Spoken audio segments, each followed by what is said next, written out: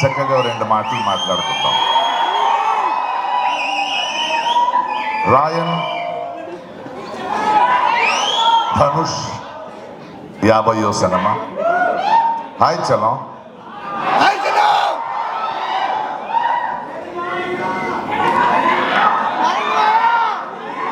పేరు పేరున మాట్లాడుకుందాం.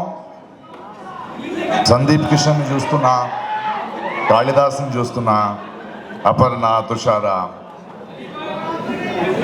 ఈ యంగ్స్టర్స్ కళ్ళలో ఉన్న ఆకలి చూస్తున్నా. 35 సంవత్సరాల నుంచి ఇండస్ట్రీలో ఉన్నా. ఇలాంటి నటులు, ఇలాంటి variety of actors in a film చాలా సమృద్ధంగా ఉంది చూడడానికి. అండ్ ధనుష్ గొప్పతనం ఏంటంటే వాళ్ళందరూ కలిసి ఒక నటుడిగా వాళ్ళ ఆకలికి కావాల్సింది, వాళ్లతో తనకు కావాల్సిన కథని ఎలా మలుచుకోవాలని తెలిసిన ఒక అద్భుతమైన వ్యక్తి. ఎస్జే సూర్య గారు అద్భుతమైన వేషం పోషించారు. I was surprise to see a scene of his. Selvaraghavan గారు, శరవణ గారు. మొన్న ఆడియో ఫంక్షన్ తమిళనాడు జరిగేటప్పుడు రెహమాన్ గారిని చూశాను. సడన్గా నాకు నా మొదటి సినిమా 2 నిమిషాలు ఆగుతావా,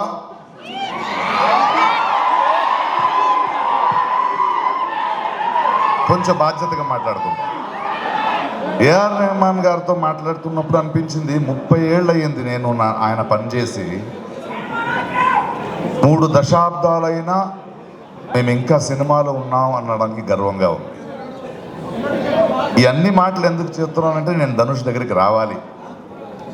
రెహమాన్ గురించి మాట్లాడుతూ ఆస్కర్ తెచ్చారు, అన్నీ ఓకే.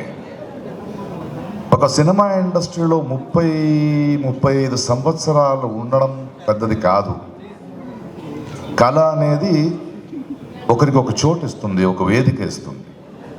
కళాకారుడు తన ప్రతిభ వల్ల మాత్రమే పెద్దోడవుడు, మీ అందరి ప్రేమ వల్ల పెద్దోడవుతాడు. దానికన్నా గొప్పది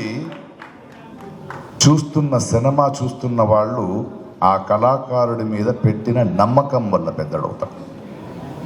కానీ ఆ నమ్మకాన్ని నిలబెట్టుకోవాలి కదా. నువ్వు ఎన్ని సంవత్సరాలు నిలబెట్టుకుంటావో అన్ని సంవత్సరాలు ఉంటావు. అన్నయ్య చిరంజీవి గారిని చూడండి, రజనీకాంత్ని చూడండి, కమల్ హాసన్ చూడండి, మణిరత్నం గారిని చూడండి, అమితాబ్ బచ్చన్ని చూడండి. ఆ దశలో చూస్తున్నప్పుడు ధనుష్ గురించి ఇప్పుడు వస్తున్నాను. ఆయన నటన గురించి నేను ఎక్కువగా చెప్పాల్సిన అవసరం లేదు. కానీ 20-25 సంవత్సరాల ముందు నేను చూసిన ధనుష్ మొదటి సినిమా చేసేటప్పుడు ఆయన చూస్తూ ఇలా ఉంటాడు బక్కగా. ఆ సినిమాలో ఒక డైలాగ్ ఉంది, ఏమయ్యా ఒక 10 కేజీల మాంసం 20 కేజీల ఎముకలు పెట్టుకుని ఏం చేస్తావరా అని అడిగాను. కానీ 25 సంవత్సరాల్లో ఒక నటుడు తన ఈ ప్రస్థానంలో తను పనిచేసిన దర్శకులు, సెల్వరాఘవం ఉండొచ్చు, వెట్రిమారన్ ఉండొచ్చు, హిందీ సినిమా ఉండొచ్చు, బాలీవుడ్ సినిమా ఉండొచ్చు, ఎన్నో రకాల పాత్రలు చేస్తూ తనలో వచ్చిన మార్పు, తను చేస్తున్న పని, తన వల్ల ఆ పని వల్ల తన అందం అవ్వడం, ఒక వ్యక్తిత్వం అవ్వడం చూస్తున్నా.